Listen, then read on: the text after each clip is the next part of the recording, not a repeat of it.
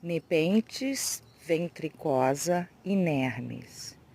E aqui algumas sementes de sarracênias que eu já tive, né?